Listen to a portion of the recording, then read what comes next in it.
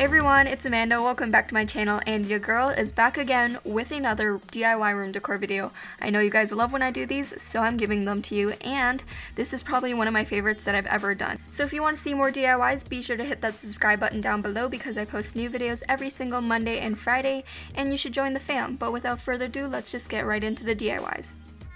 The first DIY is this Faux Cinema Box, and this is probably my favorite out of all of them because I've been seeing them everywhere and you can change out the letters and the words and everything. But let's be real, who has the money for the actual thing? So I'm going to show you guys how to make it for cheap. So you will need a relatively large picture frame. I got mine from the dollar store, and you're just going to need to take out the backing and the paper inside of it. So the standard paper that comes with it is awesome because it's already sized to fit, so we're just going to use that, but we're just going to flip it over to the white side. So here I'm measuring and marking the distances so I know where I want my lines to be. Just as a little reference, I made dots at 1 inch, 4 inches, 7 inches, and 10 inches. So that means that each row for me is 3 inches tall with a 1 inch border on the top and the bottom. So now I'm just continuing the lines across so we have a guide.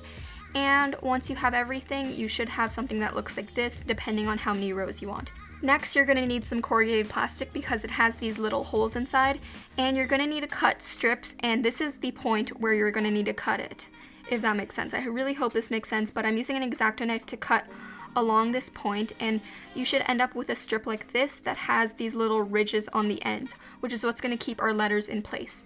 So now with the frame, put the glass back in, and then put the paper with the lines facing towards the glass. So you should be able to see the lines through the glass. And then you're gonna put the cardboard backing on and attach everything together. So once you flip it over, you should be able to still see the lines through it, and this is perfect because it gives us a guide to mark where we want to put our little corrugated plastic strips. Once you've measured and cut out all of your corrugated plastic strips, I had 4, you're going to glue them to the lines, and it's awesome because the lines that we made gives it a guide so that we know it's straight and even. And in the clip you're gonna see that I'm using hot glue, but I would actually recommend not using hot glue because I had to go back in and use a different glue because glue doesn't stick to glass. So I would recommend using E6000 or some other glue that works with plastic and glass. But once the glue is dry, that's pretty much it. I just printed out a bunch of letters, and the measurement of the letters depends on how tall your row was. Since mine was 3 inches, I made the letters a bit less than 3 inches, but I would just recommend cutting out multiples of letters so you have them ready to go and you can switch out the message whenever you want. I decided to go with good vibes only, and I thought it was really cute. So that's it for this DIY cinema box, and I know this doesn't light up like the original, but if I'm gonna be honest, I wouldn't keep the original lit up all the time anyways, and I just love that you can switch out the message depending on what you feel for the day, so I just love the way this looks.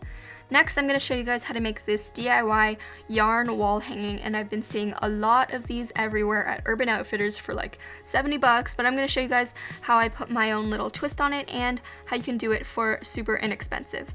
So here's what you'll need. You're gonna need some yarn. I would recommend the bulkier knit, but really any yarn will do, a wooden rod, and scissors. So you're gonna start off by cutting out a lot of pieces of yarn, and I would recommend cutting them to be quite long. Each strand of mine was about 50 inches, but it really depends on how long you want yours to be.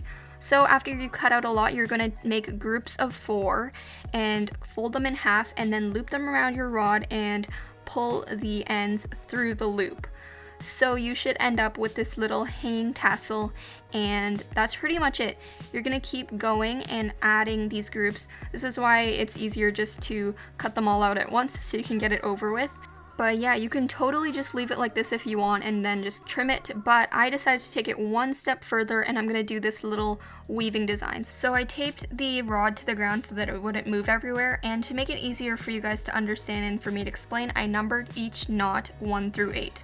So I'm splitting up number 1 and number 2 into groups of 4 strings, and then I'm taking the right group of number 1 and the left group of number 2, and knotting them together. And you're gonna see here, after that, it makes it so much easier. You're just gonna keep going down the line and knotting them together. So you're gonna be knotting groups of 4, and basically you're tying 3 to 4, 4 to 5, 5 to 6, etc. And here you're gonna see I just did a single knot, but I realized I wanted it to be a double knot, so I just went back in and did a double knot of the same row and the same knots, but I would just recommend doing that right off the bat instead of doing it separately. So when you're ready to move on to the second row, you're going to move the outer strands out of the way, and then you're just going to keep knotting it. Since you moved the outer strands out of the way, the alignment is perfect, and you're just going to keep double knotting the little strands together.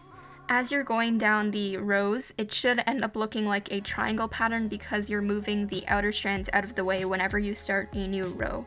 Essentially, you should be making fewer knots with every row. But yeah, I really hope this makes sense. I know it's hard to show, but something I would recommend is actually doing this while it's hanging because it would be so much easier. I just had to show you guys on the ground because it's easier to film that way. And yeah, so as you can see here, I ended off with a row of 3 knots, and this is what it ends up as.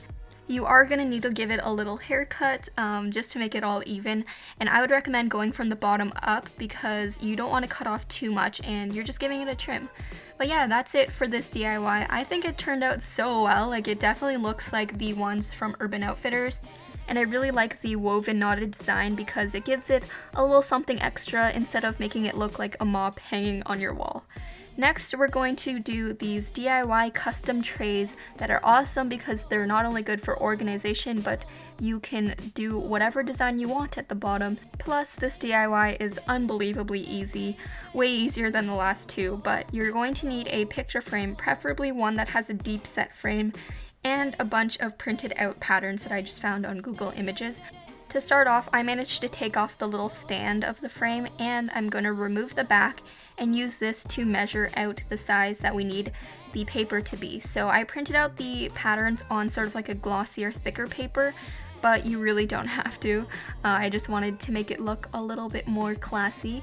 So after you measure and mark out what size you need your paper to be, just cut it out with some scissors, and you're gonna put this in your frame.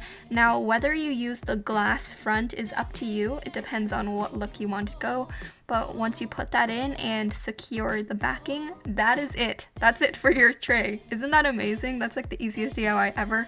Plus, you can totally switch out the designs depending on what you want.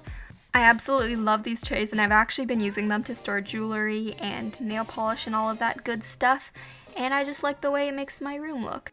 But there you go, guys, 3 easy DIYs that'll make your room more Tumblr and give it a little extra pizzazz, so let me know which one was your favorite.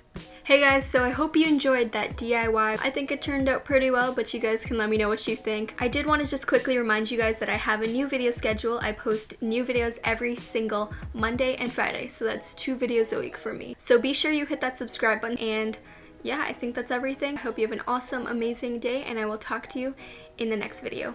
Bye guys.